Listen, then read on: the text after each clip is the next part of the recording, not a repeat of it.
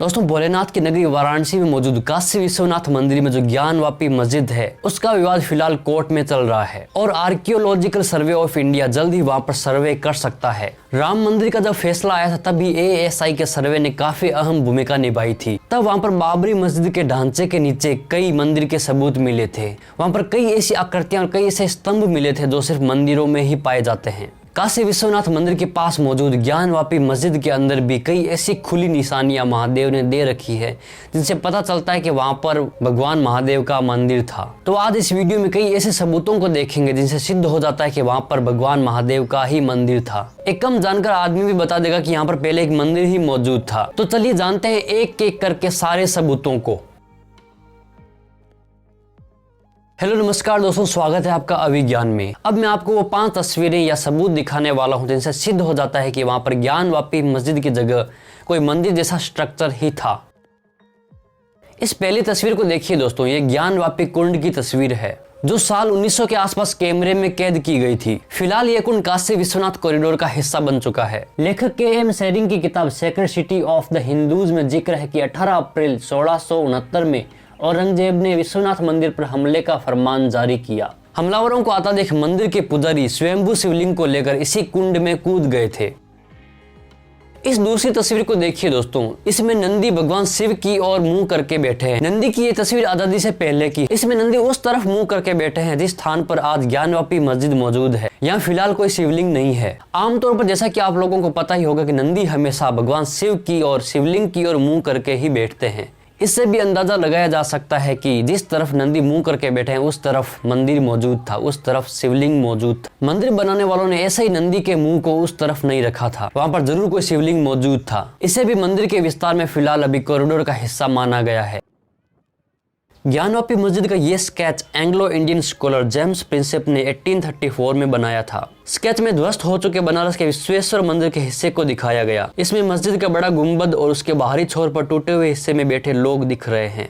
टूट चुके इस हिस्से की असली दीवार अब ज्ञानवापी मस्जिद में खड़ी है। आज भी मंदिर की इस दीवार को आप ज्ञानवापी मस्जिद परिसर में देख सकते हैं। अगर किसी अंधे को भी आप वहां पर ले जाएं और उसे दीवार छूने के लिए कहें तो वो अंधा भी बता देगा कि ये दीवार किसी मंदिर की है। दीवार जिस संरचना के हिसाब से बनाई गई है वैसी संरचना सिर्फ एक मंदिर में ही हो सकती है और इस दीवार के अंदर की तरफ ही ज्ञानवापी मस्जिद मौजूद है। आक्रमणकारियों ने जानबूझकर इस दीवार को रखा था ताकि आने वाले समय में लोग देख सकें कि यहाँ पर एक मंदिर मौजूद था और उन्हें समय समय पर याद दिलाया जाता रहे कि आक्रमणकारियों ने उनके साथ में उनके धार्मिक स्थलों के साथ क्या किया था। लंदन की ब्रिटिश लाइब्रेरी में रखा काशी विश्वनाथ मंदिर का ये नक्शा भी जेम्स प्रिंसेप ने 1832 में बनाया था। इस नक्शे में काशी विश्वेश्वर मंदिर के गर्भगृह को बीचों बीच अंग्रेजी में महादेव लिखा है और चारों तरफ दूसरे मंदिर बने हैं। नीचे डिस्क्रिप्शन में लिखा है कि नक्शे में बनाई गई डॉटेड लाइन मौजूदा मस्जिद के कब्जे वाले मंदिर को या उसके हिस्से को दर्शाती है।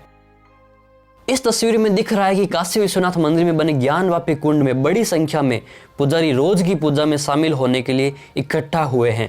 तस्वीर के दाहिने हिस्से में विशाल नंदी की मूर्ति को देखा जा सकता है। ज्ञानवापी कुंड से ठीक पीछे ऊपर की ओर देखने पर मस्जिद का थोड़ा सा हिस्सा भी दिखाई देता है। फोटो 1880 की है। एक सबूत यह भी कि ज्ञानवापी मस्जिद का नाम ज्ञानवापी कैसे है। ज्ञानवापी एक संस्कृत शब्द है। कैसे इस्लामिक आक्रमणकारियों ने इस शब्द को ग्रहण किया था ये स्वीकार करने लायक बात है ही नहीं। यानी कि इससे साबित होता है कि इस जगह के नाम पर ही मस्जिद का नाम रखा गया था। यानी कि ज्ञानवापी कुंड के ऊपर मस्जिद का नाम रखा गया था और ये नाम भी आक्रमणकारियों ने नहीं रखा था। वहाँ के लोकल कल्चर के हिसाब से लोकल लोगों ने ये नाम रखा था क्योंकि वो पूरी जगह ज्ञानवापी कुंड के पास में मौजूद थी, तो मस्जिद का नाम ज्ञानवापी कुंड से ही लिया गया है। और एक सबसे बड़ा मौजूद तो इस्लामिक आक्रमणकारियों के इतिहास में ही मौजूद है। अरब से लेकर भारत तक जिस तरह मूर्तियों को तोड़ा गया, जिस तरह मंदिरों को तोड़ा गया और उनकी जगह मस्जिदें बनाई गई, यही अपने आप में एक बहुत बड़ा सबूत है। इतिहास में ये सारी चीजें दर्ज हैं, लेकिन आज के सेक्युलर भारत ने इन चीजों को भुला दिया है। भारत के कुछ महान सेक्युलर इतिहासकारों ने ही उन सबूतों को किताबों से इतिहास से मिटा दिया है क्योंकि वो नहीं चाहते थे कि इन आक्रमणकारियों की इमेज खराब हो। वो उन्हें मसीहा दिखाना चाहते थे। वो दिखाना चाहते थे कि उन्होंने भारत के लिए क्या किया था, उन्होंने भारत के लिए क्या योगदान दिए थे। काफी लंबे समय तक भारत के लोगों को अंधेरे में रखा गया है। जो गलत है उसे गलत बोलना आना चाहिए, जो सही है उसे सही बोलना भी आना चाहिए। जिन लोगों ने ऐसे जघन्य कृत्य किए थे, जिन लोगों ने ऐसी गलतियां की थी, उनको सामने आना जरूरी है तभी तो पता चलेगा कि आक्रमणकारियों का योगदान भारत के लिए कितना था। कुछ लोग प्राचीन भारतीय मंदिरों के पास मौजूद मस्जिदों को गंगा जमुनी तहजीब का दर्जा देते हैं, लेकिन उन लोगों ने इतिहास के पन्नों को पलटकर ये नहीं देखा कि ये मस्जिदें उन मंदिरों के पास में किस तरीके से बनाई गई थी। जहाँ पर मूल मंदिर मौजूद थे, उन मंदिरों को तोड़कर ये मस्जिदें बनाई गई थी। ये गंगा जमुनी तहजीब नहीं है। ये प्राचीन मंदिर इस्लामिक आक्रमणकारियों के आने से हजारों साल पहले से यहाँ पर स्थित थे।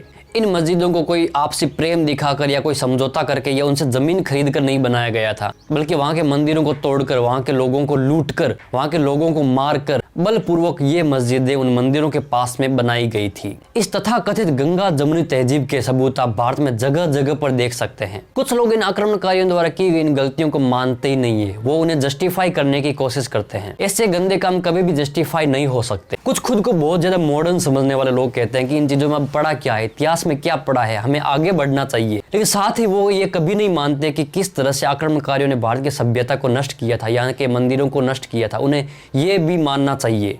जरूर हमें इन चीजों से आगे बढ़ना चाहिए और भविष्य की ओर देखना चाहिए, लेकिन अपने इतिहास को भी नहीं भूलना चाहिए। आक्रमणकारियों द्वारा यहाँ पर किए गए गंदे कामों और यहाँ पर किए गए जुल्मों को भी कभी नहीं भूलना चाहिए। इतिहास में की गई गलतियों को ही ध्यान में रखकर हम आगे बढ़ सकते हैं। अगर हम इतिहास को भुला देते हैं तो इतिहास अपने आप को फिर से दोहरा सकता है। और ऐसी सोच वाले लोग आज भी भारत में मौजूद हैं, जिनको अगर मौका मिले तो वे इन कामों को दोहराने के लिए तैयार बैठे हैं। सो इस मामले में आप लोगों की क्या राय है दोस्तों, आप कमेंट में जरूर लिखिएगा। सो फिलहाल इस वीडियो में इतना ही। जय हिंद, जय भारत।